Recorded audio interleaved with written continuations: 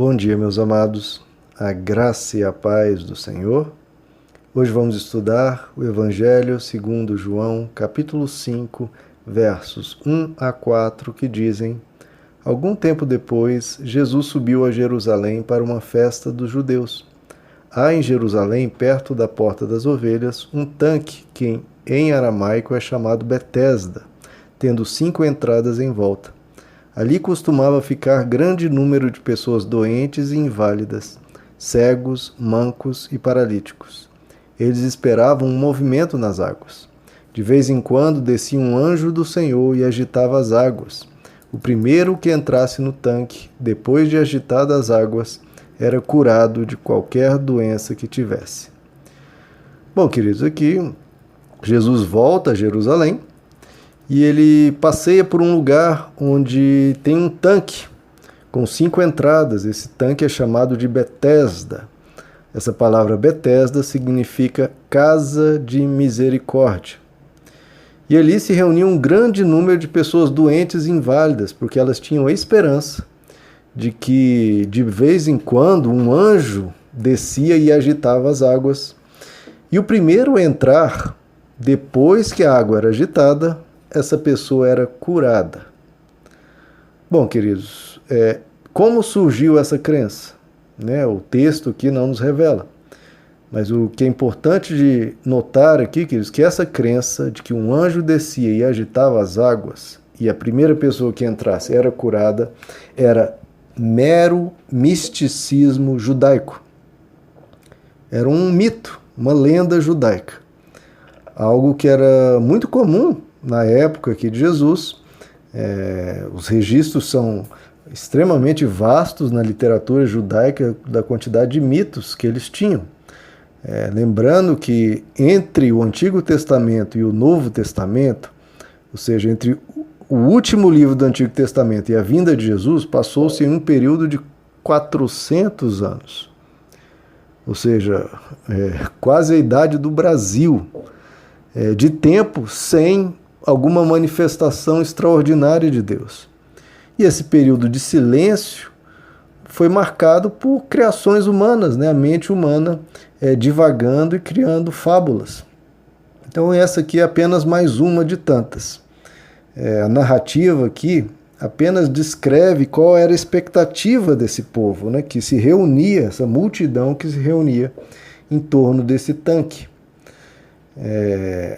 Aqui, provavelmente isso talvez tenha surgido a partir de um texto bíblico de Zacarias, capítulo 13, verso 1, que diz que naquele dia haverá uma fonte aberta para a casa de Davi e para os habitantes de Jerusalém, para remover o pecado e a impureza. Uma fonte para remover o pecado e a impureza. Bom, na verdade isso aqui se cumpriu na figura, na pessoa de Jesus, não em um tanque físico, E esse é o grande embate, querido, o grande combate que está havendo aqui. Está aqui a pessoa de Jesus Cristo, a pessoa de Deus encarnado e o misticismo, e a fábula e o mito. E aqui há um combate pelo coração daquele paralítico, em quem aquela multidão colocaria a sua esperança. Colocariam a sua esperança em Jesus ou nessa história de que um anjo descia e agitava as águas? E essa é a luta de todo ser humano, em saber em quem vai crer, em Jesus ou nas demais coisas, que não passam de fábulas e mitos. Em quem as pessoas ali deveriam colocar as esperanças? Num suposto anjo que descia? Queridos, é impressionante como as pessoas acreditam em qualquer coisa. Uma historinha bonitinha que tenha um anjo, que tenha uma água agitada e que se diga que haja uma cura, que hajam curas espetaculares, pronto, já tem uma multidão correndo atrás daquilo. Enquanto isso, Jesus estava sozinho. As pessoas têm uma facilidade para acreditar em histórias assim, queridos, que é impressionante. Mas aí você pode me perguntar, mas a Bíblia diz aqui no texto que o anjo descia. Agora, queridos, preste atenção. Esse texto que nós acabamos de ler foi escrito antes ou depois do que ocorria com essa multidão? Foi escrito depois, né? Depois. Então, quando essas pessoas acreditavam nessa história, não havia esse texto que estamos lendo. Então, elas estavam baseando a sua fé, a sua crença nesse anjo, elas estavam se baseando em quê? Em algum texto bíblico? Não, estavam se baseando em absolutamente nada. Não estavam crendo nas Escrituras, na Bíblia, porque não havia nenhum registro bíblico para elas estarem ali gastando o tempo da sua vida olhando para a água. Elas estavam crendo no que alguém disse, no ensino de algum mestre dali da localidade, no testemunho de alguém ou num sonho que alguém teve, mas não na Bíblia. E esse é o grande perigo, querido. Se você for colocar a sua fé em alguém muito sábio que está ensinando algo, ou num sonho, numa visão que alguém teve, ou num testemunho de alguém que não esteja baseado no registro da Bíblia, queridos, você está colocando a sua fé em algo extremamente frágil e provavelmente num grande engano.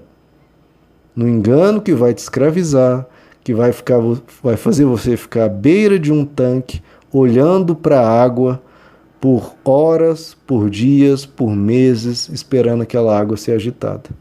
E tudo aquilo tendo Jesus passando do seu lado. Mas aí você me diz, ok, tudo bem, quando eles estavam ali não havia o registro bíblico, né?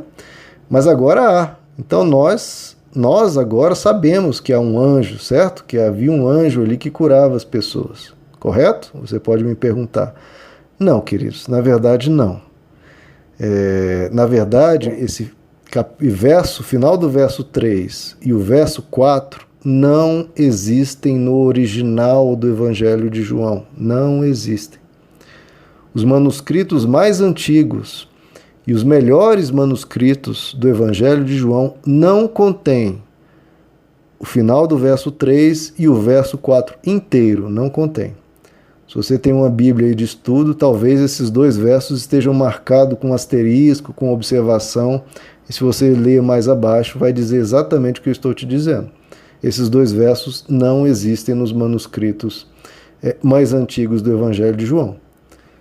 E aí você me pergunta, mas por que então que esse texto está aqui? Queridos, esse texto aí se mantém porque é uma informação para nós. Porque senão nós leríamos e nos perguntaríamos, por que essa multidão está ao redor desse poço? O que eles estão fazendo ali, esse tanto de doentes?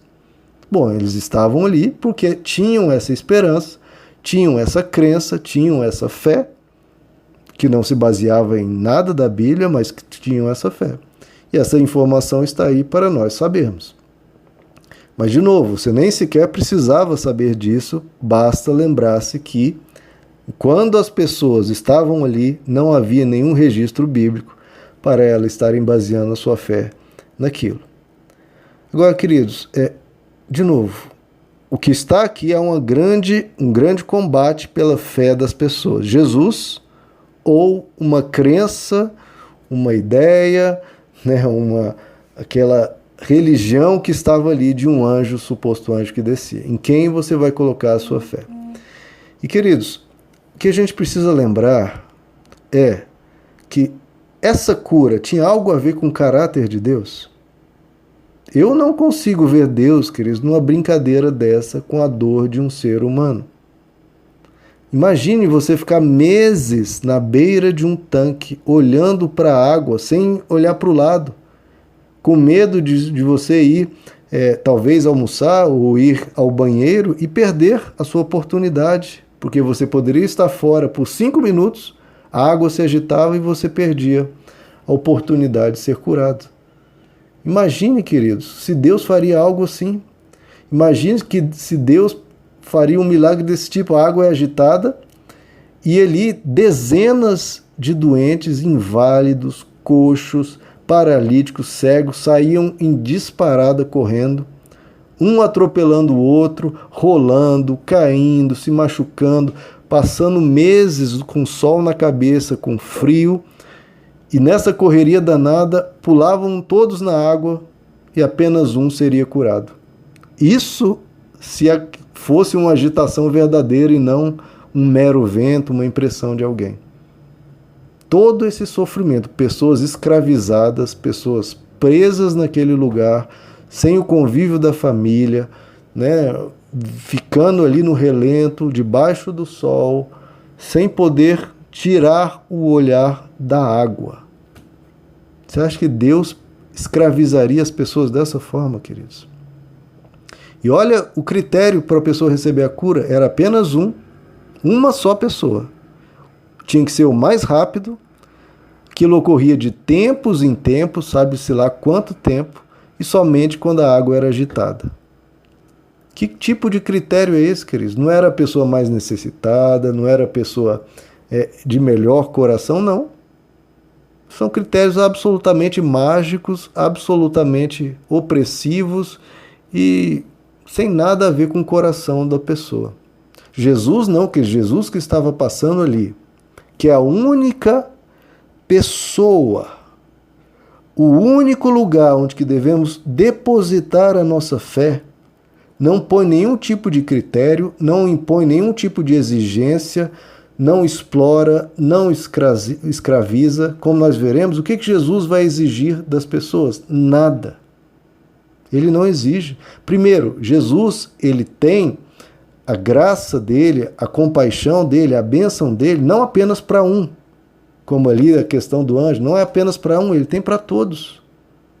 Claro, de acordo com a soberania e a sabedoria dele, ele sabe a hora de dar para cada um, mas ele tem para todos, ele não exclui pessoas. Jesus não exclui ninguém. Ele mesmo diz, quem vir a mim, eu jamais lançarei fora, jamais.